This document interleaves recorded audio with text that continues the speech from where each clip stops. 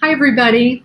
I'm Katie Johnson, Vice President of the Eugene O'Neill Society, and I'm here to talk about one of the plays that the O'Neill Foundation is producing as a filmed stage play, and that is Abortion.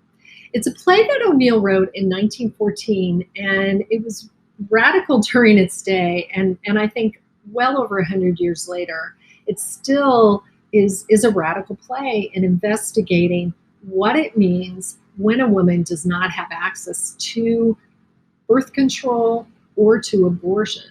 So it's a fascinating play that I just taught with my students, and they really are drawn to this play because of how O'Neill, in a very complex way, is examining these issues.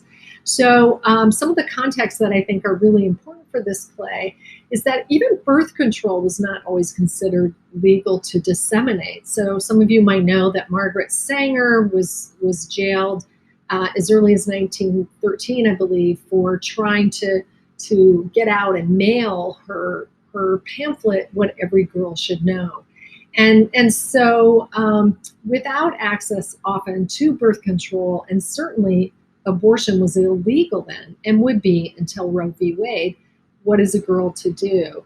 And O'Neill complicates this even more by portraying a class divide. So Jack, the main character, is at this Ivy League, and he's this big sports guy who's kind of the hero of his team, uses this local girl in town and really throws her away and sends her to a quack. And so we are shown the consequences of what happens. And so again, I promised Eric that I will not give away the ending, but O'Neill also amplifies the stakes by showing us the people around her, and primarily men, who are talking about her fate.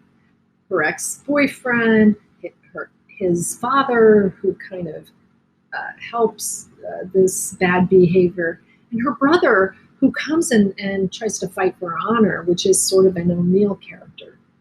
And it's fascinating that O'Neill portrays all of this without having the central protagonist, this girl who has the abortion, on stage. It's a fascinating dramaturgical question, and it's always one that I put to my students. Would this play be stronger if the central character were on stage? And what would happen if she could have a monologue or some lines where she could challenge, her boyfriend for the awful things that he did to her? And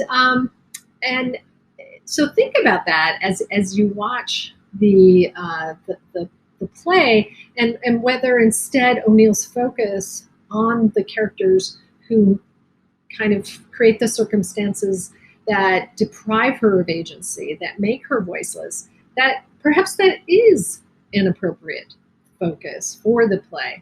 And I will just point out to you that another Provincetown playwright, Susan Glassville, also wrote a play near this time, more like 1915, 1916, where the main character in Trifles is also not on stage. So at least two of the Provincetowners were thinking about what it might mean to absent central female characters while all the other characters are talking about the gravity of the things that they had done.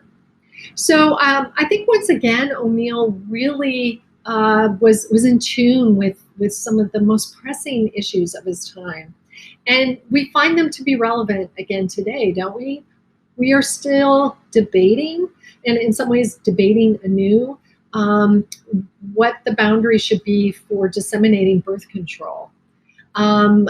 There are debates, once again, about abortion and whether that should be rescinded or whether there should be constraints on access to abortion. So these are fascinating questions, and I hope you will enjoy O'Neill's play, and I can't wait to see what the company comes up with. So good luck and enjoy.